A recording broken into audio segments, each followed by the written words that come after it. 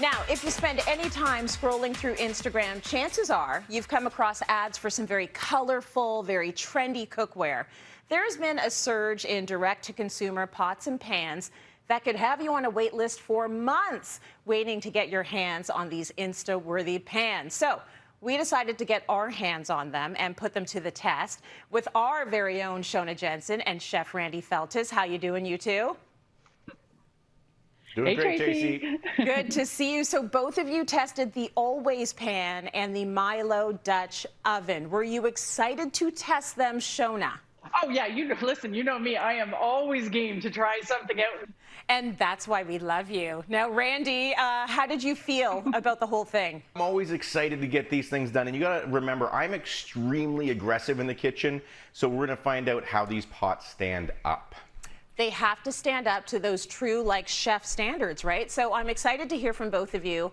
Let's start with the consumer angle, and the Always Pan is up first. So tell me what you liked and what you didn't like about it, Shones. Okay, so I think it's important to explain also, Tracy, like what the direct-to-consumer model is and why the demand behind these pans are, it's so great. Everyone's cooking, everyone's cooking at home. We want something colorful. We want something inspiring. We want something fabulous, hopefully to leave out. And so we're turning to all this really fantastic cookware. I absolutely love that it's bringing people into the cooking realm that maybe they weren't pre-pandemic.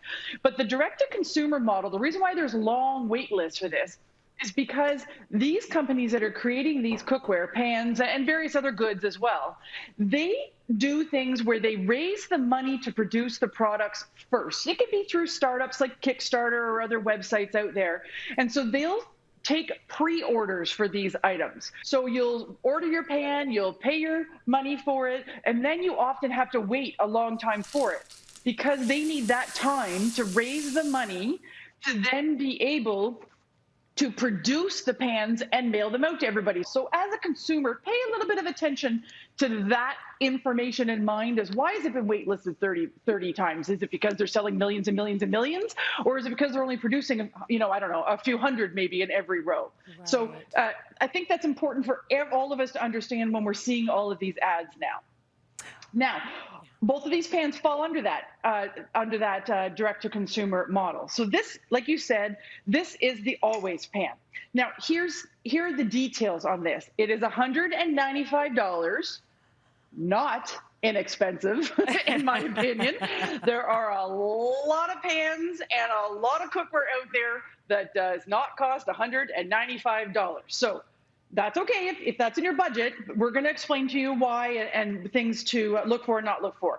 It's made from aluminum and ceramic. I love this color of blue. It comes in the most fabulous colors, which makes it extremely Instagram worthy, which is why you've seen it every influencer and every ad that pops up is always for them.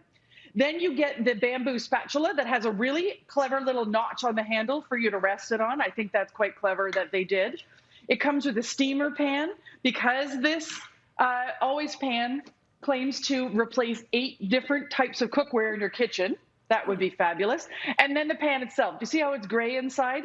So that is the ceramic coating, and that's what makes it non-stick. It's lightweight, I have to say that, and the handle is really substantial. Do you want to get into your likes and dislikes? Sure do. So, likes, the color, the weight. It cooked really well. Did it perform great? Yep, it cooked my food. The non-stick worked for now. And I say that cautiously because my personal experience, I've gone through a lot of ceramic coatings, and I find over time they don't age that well. Now, I'm not saying this pan's not going to age that well. It's just a flag that I like to mention to people. Also, when I was cooking with it, I really liked the fact that there were spouts on the side because I'm a huge fan of braziers, the brazier style pan, and I use mine all the time. But when I was cooking in it and I went to pour out into the bowls what I had in it, I wanted to use a spout. I found this handle really, really long and really uncomfortable, and it was really hard to keep steady. So I didn't end up using it, and I just used a spoon to put in it. So those are my likes and dislikes for the pan. Okay, Randy, let's bring you in now. Let's talk a little bit about the Always pan. Give me your honest opinion. So I'm always transparent and completely honest. It shows up at the front door, and I open it up, and I kind of giggled to myself, and I was like, this is ugly. Like, I've got they call it red, but this is not red to me. This is like a fuchsia, kind of a dark pink. And then I pick up the lid, and I'm like it feels kind of cheap, right? Yeah. And so I hated it as soon as I looked at it. Yeah. But then, Tracy, I started cooking with it.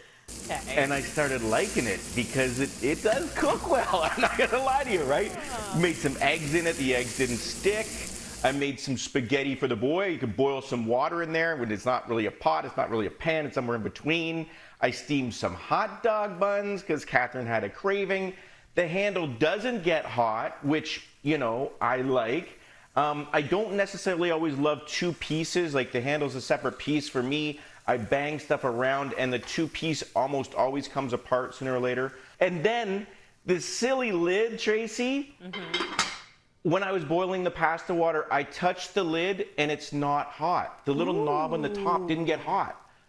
And I was like, oh, now I can't hate on the lid. The lid's pretty awesome, too.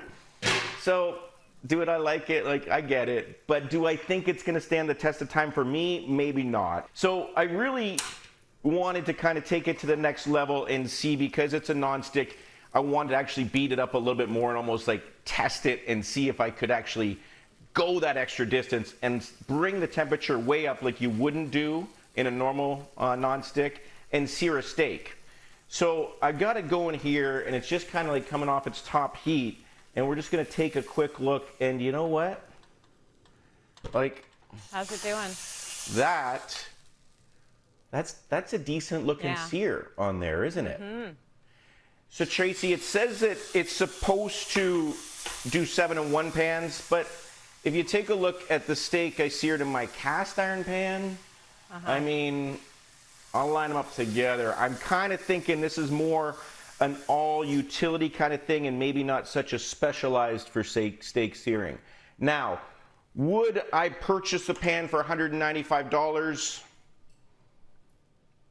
I'm on the fence. Maybe as a gift to somebody else, but for myself, I think I'm such a cast iron. I've got my grandmother's cast iron. I'm going to take my $50 cast iron and give it down to my kids. Yeah. That's kind of where I'm at. Yeah, I feel like, okay, so you both agree on the whole, you're not sure if it's going to hold up over the test of time. Randy, you hate the package. Shona, you love the package. And you both think that it works fairly well, but maybe it's not replacing all of your pans, right? So I want to get you both to rate it. Shona, what would you give it out of 5? I'm going to give it 4, but I'm giving it a 4 because leaving space because I think you can do better. We'll get to that. And I'm all for anything that excites people and gets them back in the kitchen. So I don't want to discourage people if they have nothing not to buy this, if that gets them super excited and gets them cooking. So I'm going to give it a 4 out of 5. That's fair. That's totally fair. Randy, what would you give this pan out of 5? This is a very good question, Tracy. And Shona, I really liked your answer of, you know what, whatever gets people excited. If you were to buy one pot one pot/pan and have it in your kitchen, and you're just starting out, then maybe this is the pot for you at $100 and whatever dollars it is, because you won't have to buy so many other ones. Therefore, I would give it on that level a 4.2. However, if you have a whole bunch of pots and you don't need and you like your pots and you want to replace them, then I'm going to go down to like a 3.9. It's so specific. Oh my goodness, I love it. I love the amount of thought being put into this. Okay, we are going to move on to our Milo Dutch oven. You both reviewed this set. So Shona, you give us your consumer review first. Okay, here are the deets on the Milo. So it's Milo by Cara. It's an enameled cast iron Dutch oven. They do a fry pan too, but we're just going to talk about the Dutch oven. I think it's so beautiful, and I love this matte black. I think the matte black looks incredibly chic Gorgeous. and incredibly modern. They do make really fabulous colors. And remember, I was explaining what Kickstarter was. They've got a thing coming up where there are some really fabulous, fun colors coming up for them. So, but we just thought this one was so chic. I love that it's made from 40% recycled cast iron. So cast iron has a forever life pretty much, but I love that they are thinking sustainably when it comes to making this new ones. And the price of this is the exact same price as the Always Pan. It is $195. Cast iron, if you remember, the Always Pan had ceramic coating for their non-stick. Cast iron is naturally non-stick, so it doesn't need any kind of a coating. This is good for the oven up to 500 degrees. Those are the deets on it. Also, you can toss it in the dishwasher. I didn't mention that about the Always. They both go in the dishwasher. What did you think of it? What are your likes and your dislikes, Shones? This beauty performed. I'm a massive fan of cast iron. It retained the heat. The lid is nice and snug. I like the versatility. And this can do all 8 things that can do. Okay, Randy, when you opened up your Dutch oven, did you say, ew, I don't like it? Or what did you think? No, quite the opposite, Trace. I took one look at it, opened the box, and I said, wow, somebody loves me and somebody knows me. This is absolutely striking. If I could get a gold chain and wrap it around it and wear it as like a bit of jewelry, I would do that. This is the most gorgeous pot I've put my hands on in a long time. But as far as like utility and work and every day and look good doing it, this is like everything you need at a price point that I think is obtainable for most. And because it's an investment that's going to last forever, however you have to am it out to yourself at $195, I would do it, Tracy. You would do it. So any dislikes at all with that one, Randy? I just wish I had the whole set. That's good. Okay, so Shona, let's bring you back in now. I want to ask about your rating for this one. What would you give it? 5 out of 5. I'm like, without question. 5.2 out of 5. Yeah, love it, love it, love it. Spend your money on that. Okay, Randy, are we talking 5 out of 5 for this one? We're talking a 6 out of 5. Timeless, perfect, glorious, gorgeous.